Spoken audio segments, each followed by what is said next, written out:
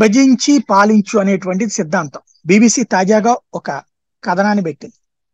అయోధ్యలో రామ మందిర నిర్మాణం జరుగుతుంది. దాన్ని మొట్టమొదటి నుంచి అయోధ్య అదేదో బాబర్ గాడి పుట్టినిల్లు, బాబర్ గాడికి సంబంధించిన ఆస్తి, లేకపోతే ఈ దేశం మీద దండయాత్రలు చేసిన వాళ్ళందరికీ హక్కు ఉంది అనేటువంటి అడ్డగోలు కథనాలన్నీ దశాబ్దాలుగా రాసుకుంటూ వచ్చింది.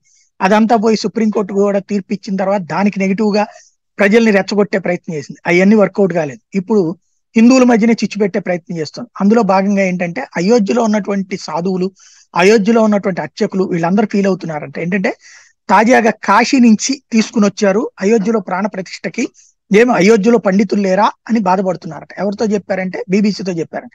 బీబీసీ వెళ్ళి ఏమయ్యా మీరు పూజ చేసుకోలేరా, అక్కడి నుంచి తేవాలని అడిగితే ఆ మాట చెప్తారు. బట్ ఇప్పుడు ఎక్కడో ఉన్నటువంటి స్వరూపానంద సరస్వతి వెళ్ళి హైదరాబాద్ లో చేస్తారు. ఏం తెలంగాణలో లేరా అని చెప్పి ఎవడన్నా లొలి చేస్తున్నాడా?